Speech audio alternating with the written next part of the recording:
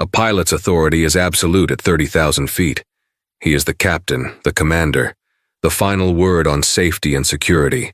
But what happens when that absolute authority is fueled by a quiet, venomous prejudice?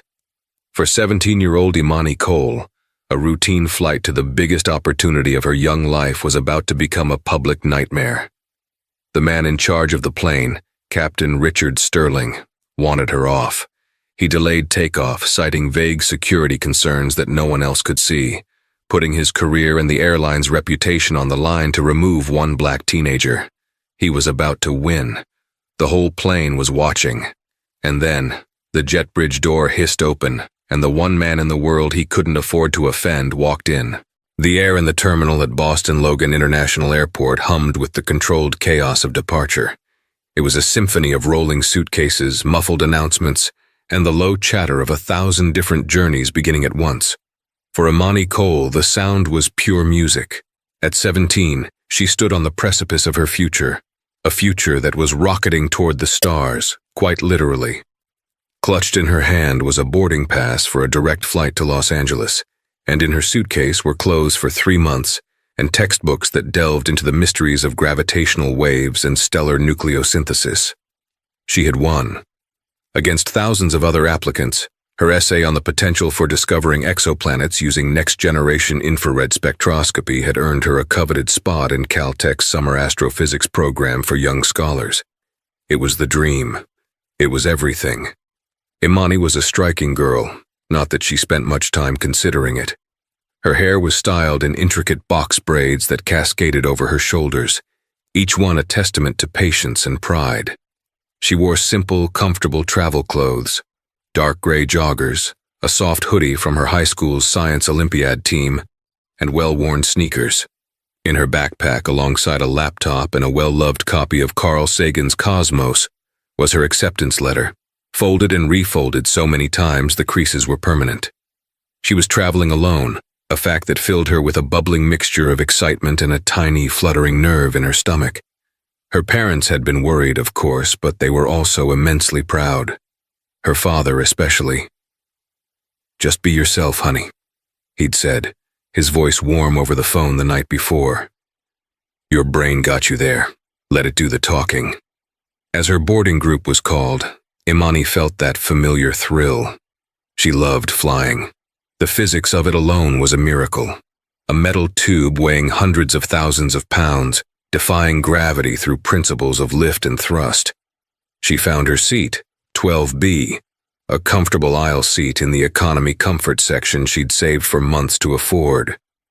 She slid her backpack under the seat in front of her, popped in her earbuds, and prepared to lose herself in a podcast about the James Webb Space Telescope's latest findings. Passengers continued to file in, a river of humanity in all its forms. A young couple bickering over overhead bin space, a businessman already tapping furiously on his laptop, a mother trying to soothe a crying baby. It was all beautifully, messily normal. The cabin door was sealed with a satisfying thud, and the flight attendants began their safety demonstration. Imani watched with practiced familiarity. The lead flight attendant, a woman in her late 40s with sharp features and hair pulled back in a severe bun, introduced the flight crew. Her name was Brenda. "And in the cockpit today," Brenda announced with a smile that didn't quite reach her eyes, "we have Captain Richard Sterling and First Officer Miller. Captain Sterling has been flying for this airline for over 25 years and assures us of a smooth and on-time flight to Los Angeles." A voice, crackling with the sterile authority of the cabin intercom, filled the air. "Good morning, folks. This is Captain Sterling from the flight deck. Weather's looking clear all the way to the coast. We're just waiting for the final paperwork from the ground crew, and we should be pushing back from the gate in about 5 minutes. Flight time today will be just under 6 hours. Sit back, relax, and enjoy the service from our award-winning cabin crew." The voice was calm, deep, and reassuring. The kind of voice you wanted to hear from the person flying the plane. Imani felt the last of her nerves settle. The plane, however, did not push back in 5 minutes. 10 minutes passed, then 15. The low hum of the auxiliary power unit was the only sound, the cabin lights flickering slightly. Passengers began to murmur, checking their watches. Imani noticed Brenda, the lead flight attendant, walking briskly up the aisle from the galley, a concerned frown on her face. She paused near Imani's row, her eyes scanning the passengers. Her gaze lingered on Imani for a fraction of a second longer than anyone else. It was a strange look, one Imani couldn't decipher. It wasn't hostile, not exactly, but it was evaluative, calculating. Imani instinctively pulled her hoodie sleeves down over her hands, feeling suddenly and inexplicably self-conscious. Another flight attendant, a younger woman with a kind face named Sarah, walked up to Brenda. "Any word from the cockpit?" she whispered, loud enough for Imani to overhear. "Passengers are getting antsy." Brenda shook her head, her lips pursed. "The captain is reviewing the manifest. He said there's a discrepancy." "A discrepancy? With what?" Sarah asked, confused. "Everything cleared at the gate." Brenda shot a quick, silencing look at Sarah, then another glance toward Imani's row. "Just a final security check," she said, her voice now louder, more performative. "The captain is extremely thorough. He prioritizes safety above all else." The explanation felt thin, rehearsed. A manifest discrepancy shouldn't ground a plane that was fully boarded and sealed.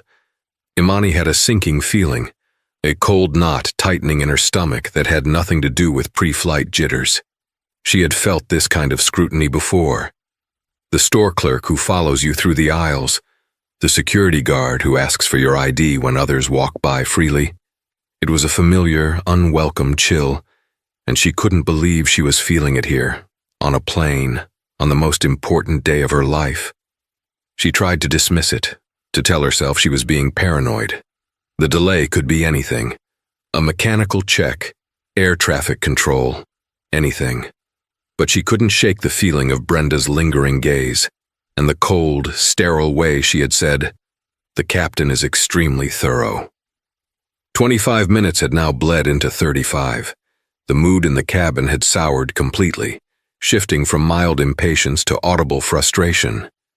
The businessman in front of Imani was muttering about a missed connection. The young couple had stopped bickering and were now united in their annoyance, staring daggers at the cockpit door. Captain Sterling's voice came over the intercom again. This time, the calm, reassuring tone was gone. It was replaced by a clipped, metallic edge. "Folks, this is the captain again. We are dealing with a minor security issue on board. Please remain in your seats with your seatbelts fastened. Cabin crew, prepare for gate return." A collective groan swept through the plane. Gate return? That meant a serious delay. Sarah, the younger flight attendant, looked genuinely shocked. She exchanged a worried glance with her colleagues. Brenda, however, seemed to be expecting it. Her face was a mask of grim determination. She walked straight from the galley to row 12. She stopped right beside Imani's seat. "Ma'am," Brenda said, her voice low but firm, every passenger within a 10-foot radius turning to watch. "I'm going to need you to gather your personal belongings and come with me." Imani's heart hammered against her ribs. The blood drained from her face. "I'm sorry, what? Why?" she asked, her voice barely a whisper. "The captain requires it," Brenda said, avoiding her eyes. She was speaking to the seat, to the air, to anyone but the young woman she was addressing. "Requires what? Did I do something wrong?" Imani's mind raced. Was her bag not fully under the seat? Was her music too loud, even with earbuds? Nothing made sense. "Captain's orders," Brenda repeated, the phrase a shield against any further questions. "We need you to deplane. Now, please, you're delaying the flight." The accusation hung in the air, thick and poisonous. "You're delaying the flight." Suddenly, all the frustrated stares from the other passengers had a target. Imani felt their eyes on her. 100 tiny daggers of blame and suspicion. A woman across the aisle with a helmet of blonde hair and a sour expression huffed loudly. "Well, get on with it. Some of us have places to be." Tears pricked at the back of Imani's eyes, hot and sharp. This was a nightmare. A public shaming for a crime she didn't even know she was accused of. But the pride her parents had instilled in her, The same resolve that got her through marathon study sessions and complex equations surged forward. She would not be humiliated into silence. "No," Imani said, her voice shaking but clear. "I'm not going anywhere until you tell me what this is about. I have a valid ticket. I haven't done anything wrong. You have no right to remove me." Brenda was taken aback by the resistance. "Ma'am, if you refuse to comply with the instructions of the flight crew, the captain will see it as a federal offense." "Then let him come out here and tell me himself," Imani challenged, lifting her chin. "Let him look me in the eye and tell me what security issue I'm causing by sitting here reading about astrophysics." The standoff was electric. The cabin was dead silent, save for the hum of the plane and the clicks of a phone camera being activated a few rows back. A young man named Alex, wearing a university hoodie, was now discreetly recording the entire interaction. Sarah, the kinder flight attendant, hurried over. "Brenda, what's going on?" she asked, her tone laced with panic. "We can't just remove a passenger without cause." "The cause," Brenda hissed back, "is that Captain Sterling is not comfortable with her on his plane. That's all the cause we need." "Not comfortable? Why?" Sarah pressed, her voice rising. Before Brenda could answer, the captain's voice boomed through the cabin again, this time laced with unconcealed fury. "Brenda, I see you are having trouble. Inform the passenger in 12B that if she is not on the jet bridge in 60 seconds, I will be calling airport security to have her removed for non-compliance. We will not be held hostage by a disruptive passenger." Disruptive? The word was a slap in the face. Imani hadn't spoken a word to anyone until she was confronted. She had been the model passenger. The blatant lie, broadcast for everyone to hear, was designed to break her, to turn everyone against her. And it was working. The blonde woman Susan scoffed. "Disruptive. I knew it. Always causing trouble." Imani felt a wave of despair wash over her. She was 17 years old, alone, and being systematically dismantled by the most powerful person on the plane. Her dream trip to Caltech was dissolving into a puddle of baseless accusations and public humiliation. Her phone was in her backpack under the seat. She couldn't even call her parents. She was trapped. Brenda crossed her arms. "You heard the captain. 60 seconds.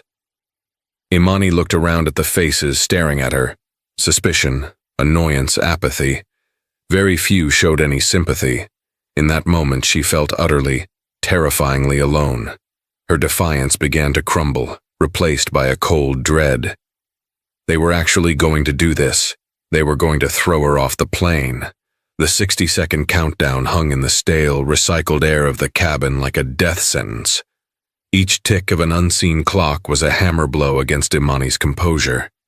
Her defiance was a flickering flame against a hurricane of authority. She could see the endgame. Uniformed security officers marching down the aisle, the physical force, the ultimate humiliation of being dragged off a plane in front of hundreds of strangers. Her future at Caltech, her reputation, everything felt like it was teetering on the edge of a cliff.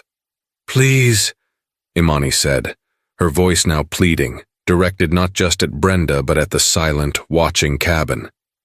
"Can someone just tell me what I did? I'll do anything. Just tell me what I did wrong." Brenda's expression was unyielding stone. "Your time is almost up, miss." Sarah, however, couldn't stand it. She stepped between Brenda and Imani, creating a small human buffer. "Captain Sterling," she said, pressing the call button for the intercabin phone. "This is Sarah in the main cabin. Sir, with all due respect, this passenger has been perfectly compliant. She has not been disruptive in any way. I think there's been a terrible misunderstanding. The response from the cockpit was instantaneous and brutal. Sarah, you are to return to the galley and cease interfering with the security protocol immediately. That is a direct order. Do you understand me?" Sarah visibly flinched, her face paling. To defy a captain's direct order was career suicide. She gave Imani a look of profound apology and helplessness before slowly backing away, defeated. The last line of defense was gone. The blonde woman, Susan, from across the aisle, couldn't resist twisting the knife. "See? Even the other flight attendant knows. Just get off the plane. My God, the entitlement. Imani's gaze fell to her hands, clasped tightly in her lap. The knuckles were white. She thought of her father. He was a man of science, a man of logic and reason. He had always taught her to stand up for herself, but to do so with facts and dignity. But what facts could fight this? This wasn't about logic.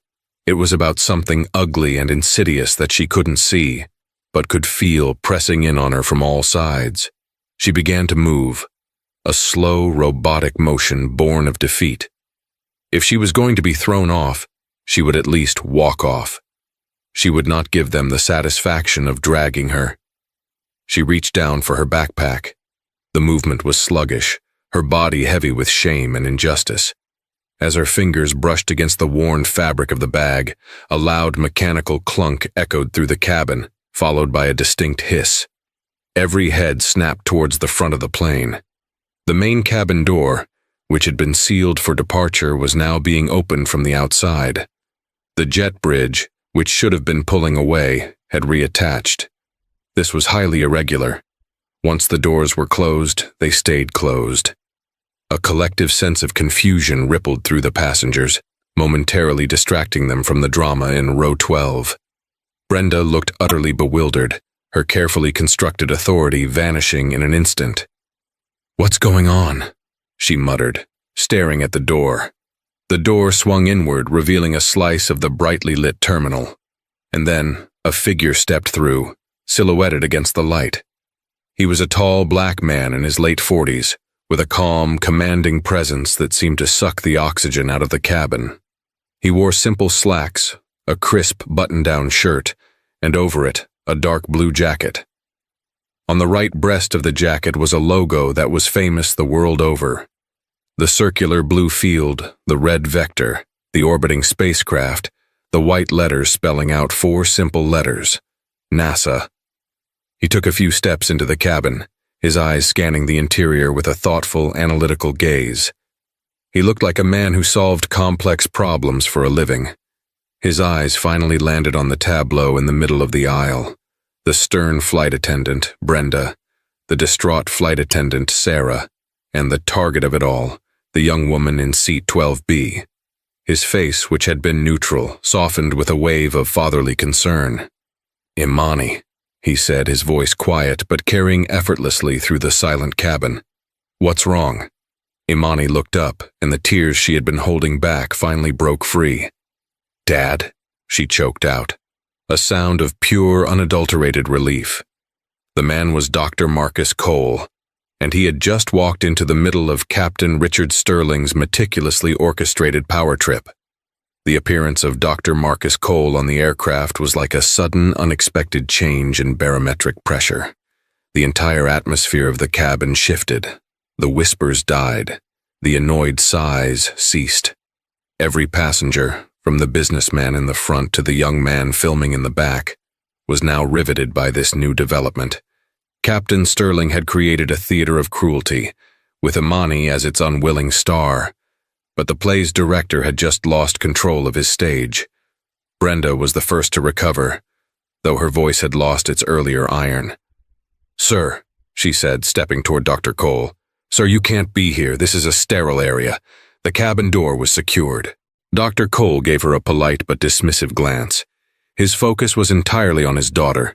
He walked down the aisle, his presence parting the tense air, and knelt beside Imani's seat. "Honey, are you okay?" he asked softly, his large, gentle hand covering hers. "I got a text from your mother. She said you hadn't taken off and she was worried. I just finished my meeting in the Admiral's Club and saw the flight was still at the gate. I asked the gate agent what the delay was." His eyes hardened slightly as he finished the sentence. "She told me." Imani just nodded, unable to speak past the lump in her throat. The relief of seeing him was so overwhelming it was physically painful. Dr. Cole stood up, turning his full attention to Brenda. His demeanor was no longer just that of a concerned father. It was something else. It was the calm, controlled anger of a man who was used to being in charge, a man who dealt with complex systems and expected them to work. And right now, a system was failing spectacularly. "I am Dr. Marcus Cole," he said, his voice level and clear, each word precise. "That is my daughter, Imani Cole. She is a minor, traveling alone. Can you please explain to me, with specific details, why this flight has been delayed for 45 minutes and why you are attempting to remove her from it?" Brenda stammered, her authority completely gone. The captain, he identified a security concern. "A security concern," Dr. Cole repeated, the words tasting like ash. He looked around the cabin at the other passengers. Did she threaten anyone? Was she aggressive? Did she refuse to comply with a safety instruction prior to this? Silence. The blonde woman, Susan, who had been so vocal before, now seemed intensely interested in the safety card in her seat back pocket. Dr. Cole's gaze fell on Sarah, the younger flight attendant, whose face was a mask of distress. "You," he said, his tone softening slightly. "You seem to have a conscience. Tell me what happened." Sarah swallowed hard and glanced nervously toward the cockpit door. "Sir," she began, her voice trembling, "your daughter did nothing. Absolutely nothing. She was sitting in her seat, listening to music. Captain Sterling told us to remove her. He called her disruptive." The lie was now exposed in the open, stripped of the captain's broadcast authority. Just then, the intercom crackled to life again. It was Captain Sterling, and he sounded apoplectic. The sight of a civilian boarding his grounded plane had clearly pushed him over the edge. "Who is the unauthorized individual in the main cabin?" he barked, his voice straining with rage. "I want that man off my aircraft immediately. Brenda, call security. Have him arrested for interfering with a flight crew." Dr. Cole didn't even flinch. He simply looked up toward the cockpit door, a small, humorless smile playing on his lips. It was the smile of a chess master who sees his opponent has just made a fatal blunder. He reached into his pocket and pulled out his phone. He didn't dial 911. He scrolled through his contacts and pressed a name. "Yes, Evelyn, it's Marcus Cole," he said into the phone, his voice now carrying a new weight, the weight of corporate leverage. "I'm calling you from inside your flight 212 from Boston to LA. Yes, right now. There appears to be a problem, a rather significant one." A few rows ahead, the businessman who had been complaining about his connection suddenly sat bolt upright. He was in corporate sales and recognized the tone instantly. That wasn't just a complaint call. That was the sound of a very large, very lucrative contract being set on fire. Dr. Cole listened for a moment, then continued. "Well, your Captain Sterling is refusing to take off. He's trying to have my 17-year-old daughter removed from the plane for no reason. And now he's threatening to have me arrested." He paused again. "Oh, my position? Right now my position is standing in the aisle of your grounded aircraft watching your flight crew humiliate my child." He listened again, then delivered the final, devastating blow. "Evelyn," he said, his voice dropping to a deadly calm. "The man responsible for the safe and timely transport of the primary optics array for the Ares 7 deep space probe is currently being threatened by the pilot of the airline that just signed the exclusive billion-dollar contract to handle that transport. So, I would say, yes, we have a significant problem. I'd advise you to get down to gate C-28 immediately." He hung up. The silence in the cabin was absolute. It was the silence of a bomb having been dropped, the moments before the shockwave hits. Every person on that plane, especially Brenda, now understood. The jacket wasn't a souvenir. The man wasn't just a dad. He was the dad. The NASA scientist whose project was a massive windfall for this airline. And Captain Richard Sterling, safe in his metal cocoon, had just picked a fight with the one man who could end his career with a single phone call. The 10 minutes that followed Dr. Cole's phone call were the most excruciatingly quiet of the entire ordeal. The power dynamic on the aircraft had not just shifted. It had inverted with the force of a tectonic event. Captain Sterling remained silent in his cockpit, a king suddenly trapped in a castle whose walls were crumbling around him. Brenda stood frozen in the aisle, her face a ghastly shade of white. The passengers were no longer just watching a drama. They were witnesses to a corporate execution. The first sign of the fallout was the gate agent, a young woman with a panicked expression, appearing at the open door and speaking in hushed, urgent tones to Brenda. Brenda just nodded numbly, her gaze fixed on the floor. Then she arrived. Evelyn Reed, the vice president of flight operations for the entire airline, strode onto the plane. She was a woman in a sharply tailored suit who radiated an aura of pure, undiluted authority that made Captain Sterling's earlier bluster feel like a child's tantrum. She wasn't angry. She was far beyond that. She was in damage control mode, and her face was a mask of cold, professional fury. She completely ignored the flight attendants. She ignored the gawking passengers. She walked directly to Dr. Marcus Cole. "Dr. Cole," she said, extending a hand. Her voice was steady, but her eyes conveyed a profound apology. "I am Evelyn Reed. I came as fast as I could. On behalf of the entire airline, I am so deeply sorry for what you and your daughter have experienced." "My daughter deserves the apology," Dr. Cole said, his voice still firm, though he accepted the handshake. "She's the one your captain tried to publicly humiliate." Evelyn Reed turned to Imani, who was still seated, watching the scene unfold with wide, stunned eyes. "Miss Cole," she said, her tone softening considerably, "there are no words to express how unacceptable this is, none. This is not who we are as a company, and I promise you, this will be dealt with." She then straightened up, her gaze turning to the cockpit door as if she could burn a hole through the metal. She didn't need the intercom. "First Officer Miller," she called out, her voice ringing with command. "Open this door."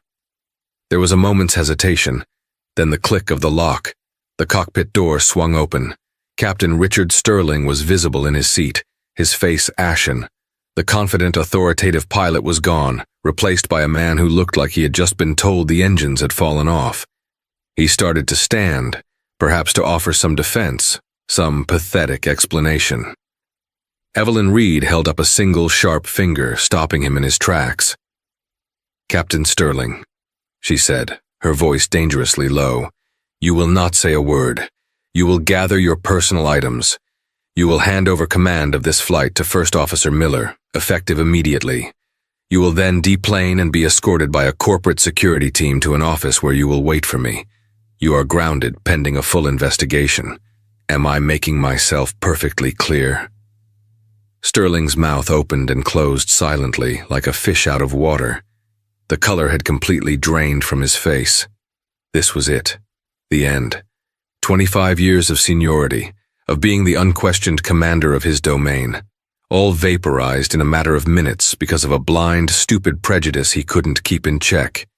He knew what grounded pending investigation meant. It was a corporate death sentence. He gave a single jerky nod.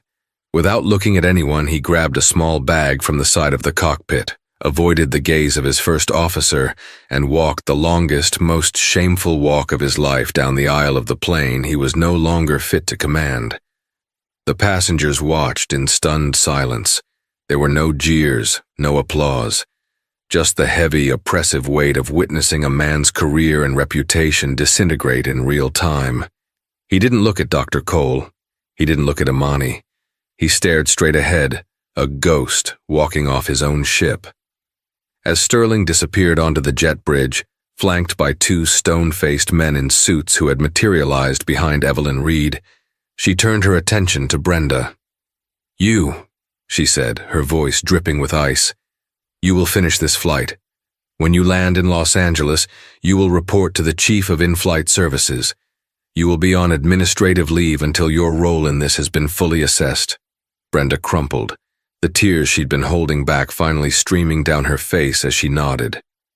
Evelyn Reed took a deep breath, composing herself before addressing the entire cabin.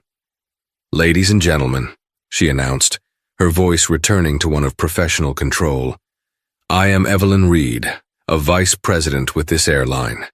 First, my deepest apologies for this unacceptable delay and the distressing scene you have been forced to witness. This flight will be departing shortly under the command of First Officer Miller." She then turned back to the Coles. "Dr. Cole, Miss Cole, we have 2 seats for you in first class. Please, allow us." Dr. Cole looked at Imani, who simply shook her head. "Thank you, Miss Reed," Imani said, her voice finding its strength. "But I like my seat. I'm fine right here." It was a quiet act of defiance. She wouldn't be shuffled around or placated with an upgrade. She would stay in the seat she had chosen, the seat she had been told she was unworthy of. She was taking her power back. Dr. Cole smiled, a look of immense pride on his face. "You heard her," he said to Evelyn. "We're fine right here." He took the empty middle seat next to Imani, which had mercifully remained vacant. Evelyn Reed could only nod, a look of respect in her eyes. "As you wish," she said. She gave one last apologetic look and deplaned, leaving the cabin crew to prepare for a departure that was now heavy with the ghosts of what had just transpired. First Officer Miller's voice soon came over the intercom. It was younger, lighter, and full of relief. "Folks, this is your new captain speaking. We are finally cleared for pushback. Cabin crew, please prepare for departure." As the plane finally began to move, pushing back from the gate, Sarah, the kind flight attendant, walked by the Coles row. She leaned in and whispered to Imani, "You are the bravest person I have ever seen." Imani gave her a small, grateful smile. She looked out the window as the terminal pulled away. Her trip to Caltech was back on track, but she knew with a certainty that chilled her to the bone that this was a journey she would never, ever forget. The 6-hour flight to Los Angeles was paradoxically the most uneventful and the most charged flight Imani had ever been on. She and her father sat in their economy comfort seats, a silent testament to her refusal to be moved. The other passengers left them alone, caught in a mixture of awe, guilt, and embarrassment. Susan, the loud woman from across the aisle, spent the entire flight with her face buried in a magazine, radiating shame. Alex, the student who had filmed the incident, quietly airdropped a file to Imani's laptop with a simple message. "The world needs to see this."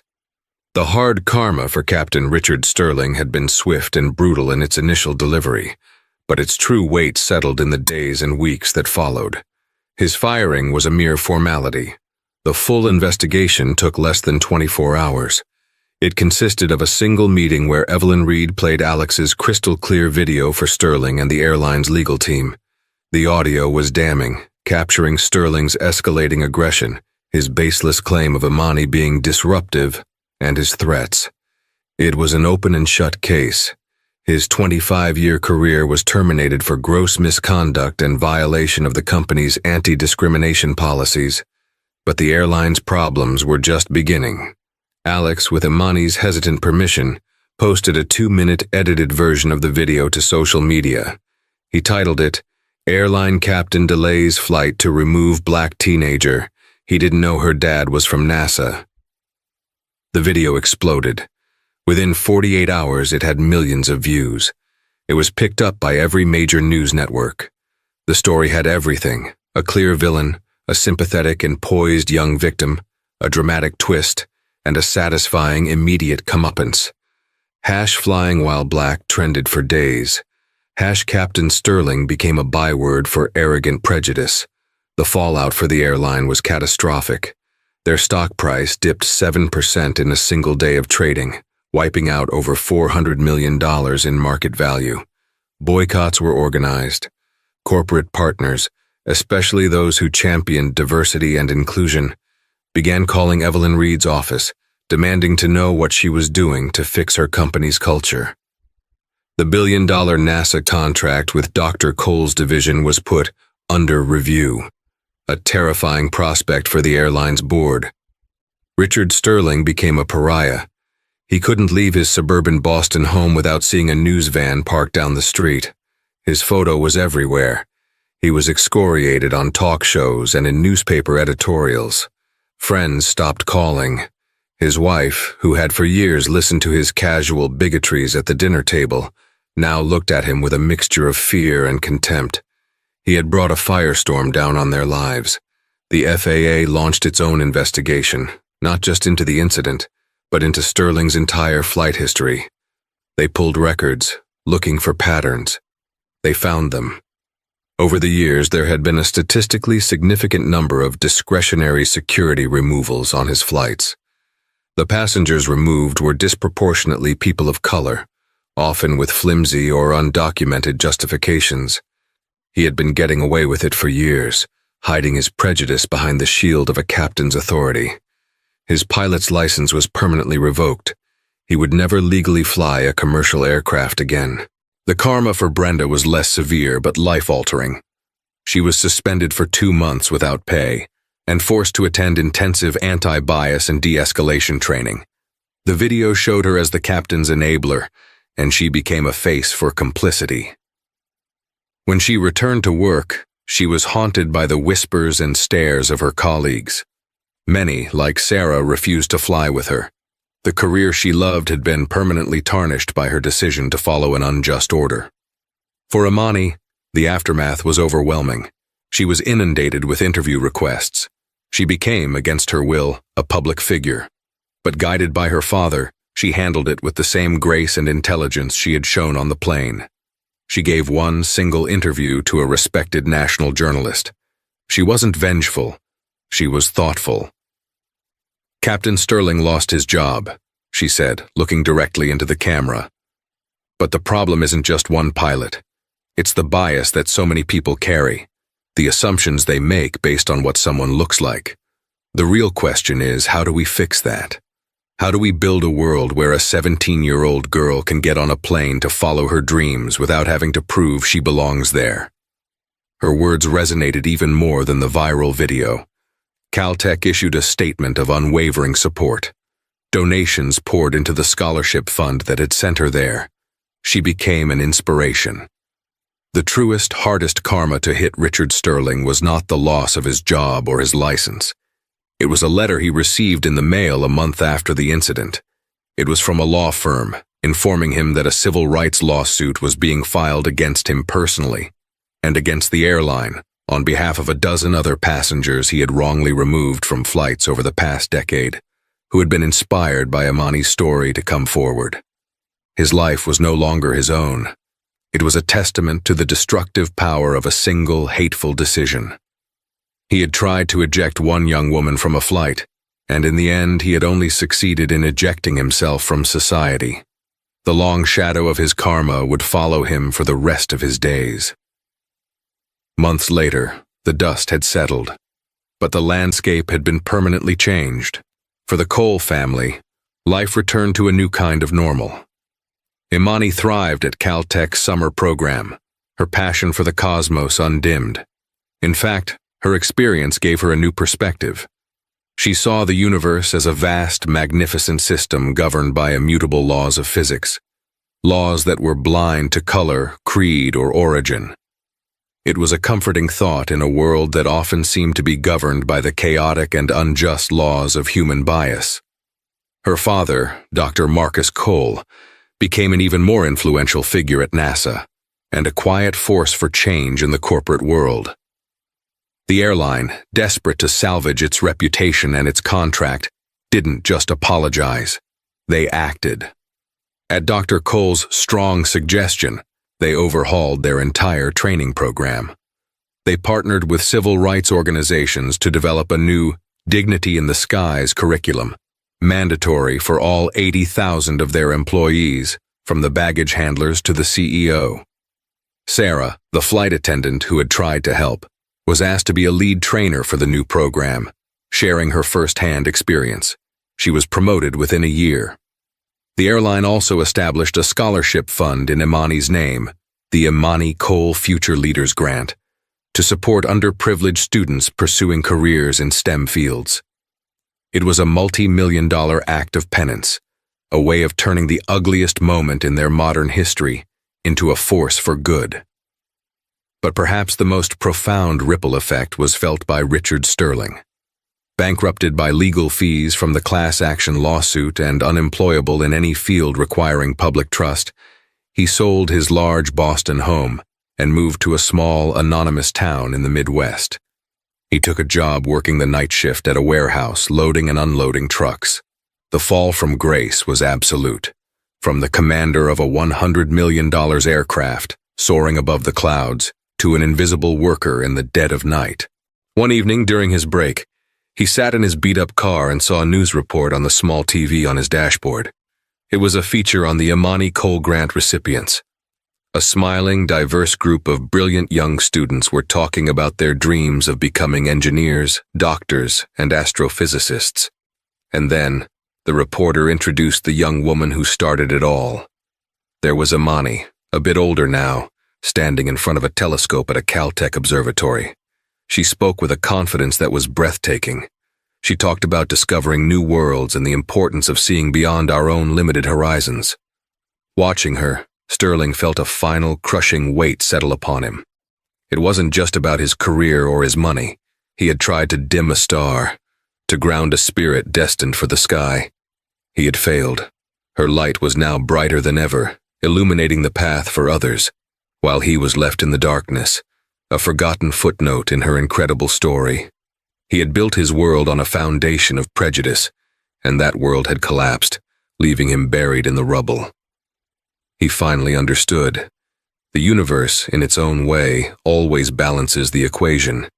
His punishment wasn't just the loss of his job, it was being forced to live in a world that was becoming better, brighter, and more just, precisely because of his own monumental failure. The real karma wasn't the fall. It was having to watch the world fly on without you. 1 year later, the echoes of Flight 212 had not faded. They had transformed, shaping destinies in ways no one could have predicted.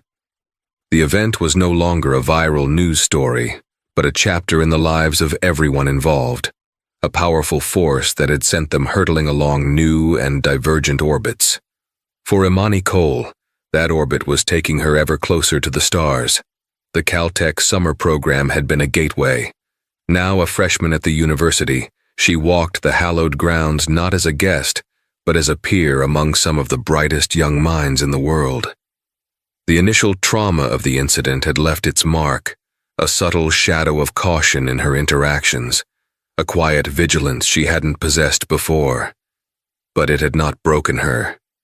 Instead, it had forged a new kind of resolve within her.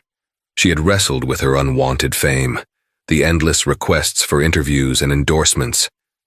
For a time she resented it, feeling as though her identity had been rewritten from aspiring astrophysicist to that girl from the plane. It was a conversation with her father, under the clear, star-dusted sky of the Mojave Desert during a university field trip, that recalibrated her perspective. "You can't choose what happens to you, Imani," Dr. Cole had said, his voice a low rumble beside her. "But you always have a choice in what you do with it. You can let it be a cage or you can turn it into a key." Imani had taken that to heart. She used the key. She'd agreed to the scholarship fund in her name, but only under strict conditions.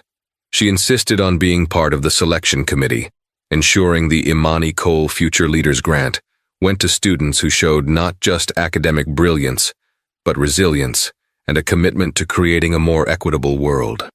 She'd also added a minor in public policy, wanting to understand the systemic structures that allowed men like Richard Sterling to thrive for so long. She was going to study the stars, yes, but she was also going to learn how to fix the broken parts of the world she lived in. Meanwhile, the airline was engaged in the Herculean task of its own transformation. Evelyn Reed had staked her career on it. The Dignity in the Skies initiative was not a glossy pamphlet. It was a grueling, top-to-bottom cultural overhaul. The star of this initiative was Sarah, the flight attendant who had stood up for Imani. Promoted to a management position in in-flight training, she now stood before rooms of uniformed colleagues, veteran pilots, jaded flight attendants, new recruits, and told her story. "I stood there," she'd say in one session, her voice clear and steady, "and I had a choice, a direct order from my captain, the man whose word is law at 30,000 feet, or my own conscience. I tried to do the right thing and I was shut down. But my biggest regret," she would say, locking eyes with the pilots in the front row, "is that I backed down at all.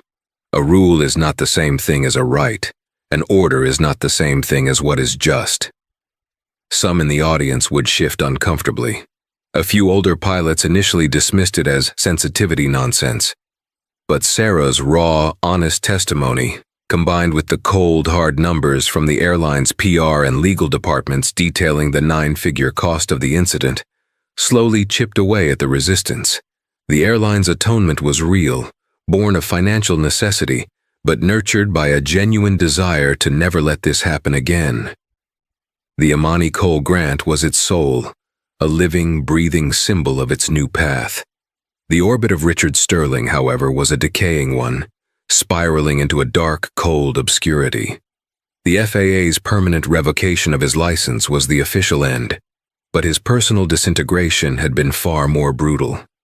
The class action lawsuit, representing 17 other passengers he had wronged over the years, had settled. The airline's insurance covered most of it, but the portion of the punitive damages assigned to him personally had wiped out his savings and his pension.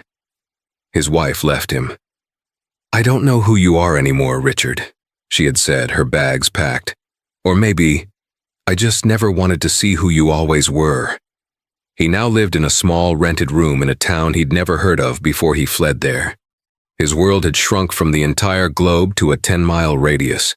His job was at a massive impersonal distribution warehouse on the edge of town. He worked the graveyard shift from 11 p.m. to 7 a.m. His life was a series of beeps from a handheld scanner and the groan of conveyor belts. He, who had once commanded the skies, was now commanded by a clipboard-wielding shift supervisor half his age. The physical exhaustion was immense, but the mental torment was worse. In the dead of night, surrounded by towering shelves of anonymous brown boxes, his mind would replay the scene. Not just the confrontation with Dr. Cole, but the moment before. The smug, self-assured feeling of power as he'd looked at Imani, this young black girl in a hoodie, and decided she didn't belong. He'd felt so certain, so righteous. The memory of that feeling now made him physically ill. One particularly cold night, he sat in the fluorescent glare of the break room, nursing a cup of bitter coffee. A small, grease-stained television was mounted in the corner, playing a late-night national news program. And then he saw her. The segment was about the first class of the Imani Cole Future Leaders Grant. The screen showed a group of vibrant, smiling teenagers, black, Latino, Asian, white, all excitedly talking about their futures. Then the camera focused on Imani herself, standing on a platform at a NASA press event. She looked different. The year had imbued her with a poise that was almost formidable. She wasn't just a girl in a hoodie anymore. She was a young woman who commanded the room. "Bias and prejudice are like dark matter," Imani said into the microphone, her voice resonating with a wisdom beyond her years. "You can't always see them, but they exert a powerful gravitational pull, distorting the very fabric of our society. Science teaches us to seek the light, to gather evidence, and to challenge our assumptions. We need to apply that same rigor to our humanity. We need to be brave enough to point our telescopes not just at the distant galaxies, but at ourselves." Sterling sat frozen on the hard plastic chair, the coffee cup trembling in his hand.